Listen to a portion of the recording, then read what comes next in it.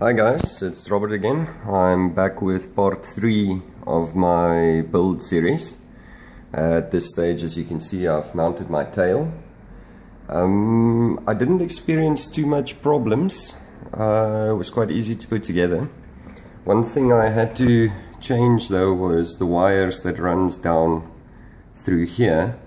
They were actually two, was on the other side of the heli and one on this side. But my problem is the servo.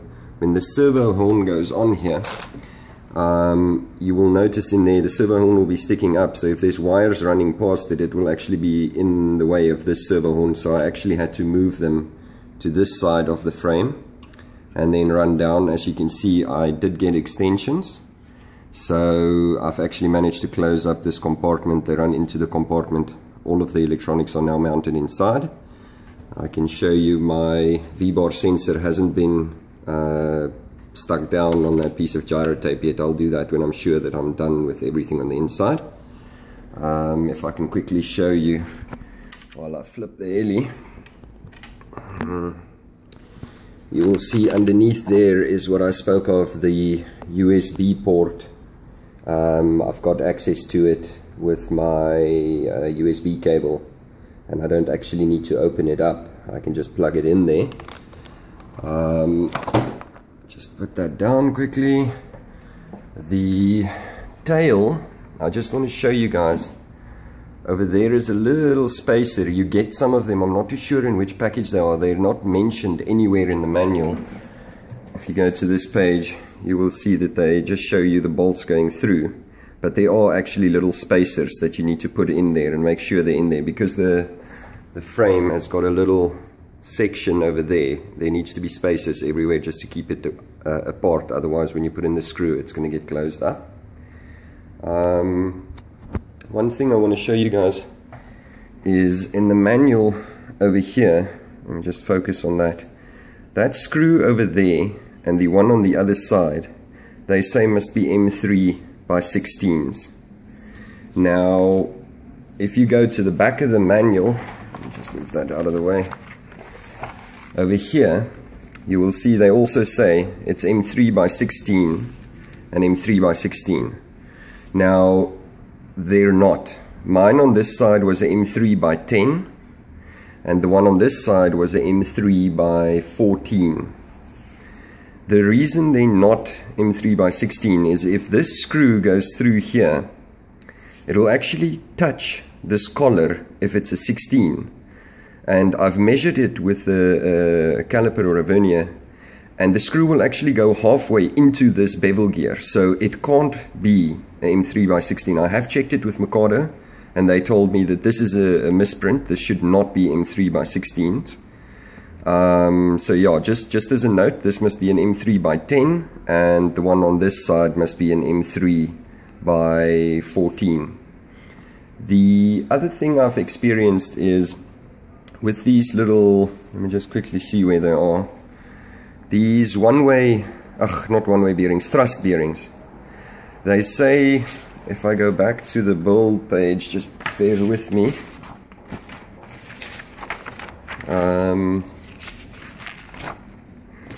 Over here, they say the one has a larger inner diameter and the other one a smaller one.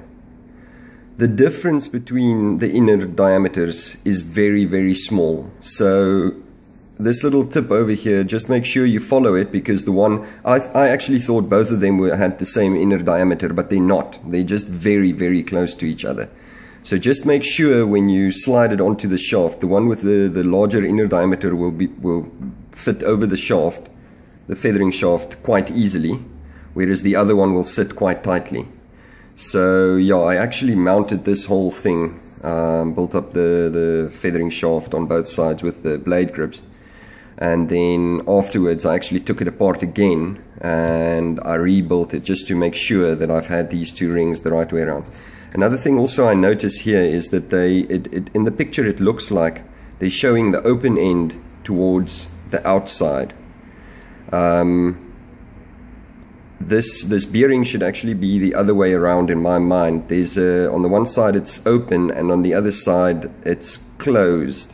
So in my mind it should be the closed end on the outside, so that the grease and stuff you're going to put in there doesn't actually spin out once this thing starts gaining momentum.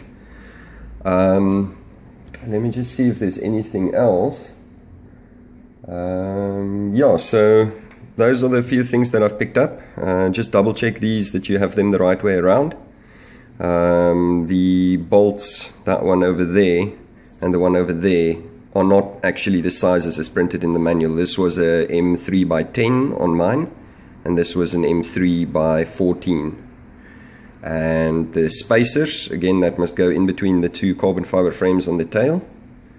And yes, that was it. And I just want to show you guys an overview again. So there's barely any wires you can see that run. Just see where it's focused now. Just come out of here, run across the top between this plate at the top, running in through here up to the servos. Let me turn the heli around. Just bear with me for a few seconds.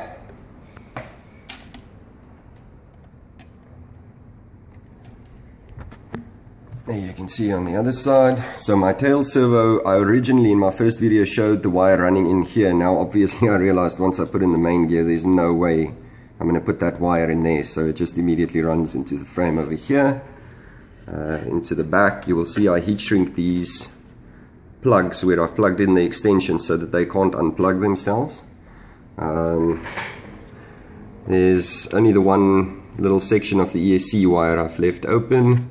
Otherwise everything is in there, nicely closed up, so there is no wires exposed. Just got myself a wire harness for the two batteries that are going to go on here.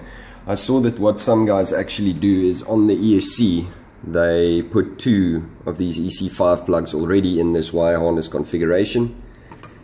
Yeah, I suppose that it's less plugs then, because you'll have two on here and two coming from the battery. But yeah, other than that, I think it turned out pretty well. Cool, so now I'm going to carry on with the head. Just give me a few seconds. Yes, yeah, I'm going to carry on with this section, and I'll come back in part 4 of this build series and show you guys what it looks like. Cool, cheers.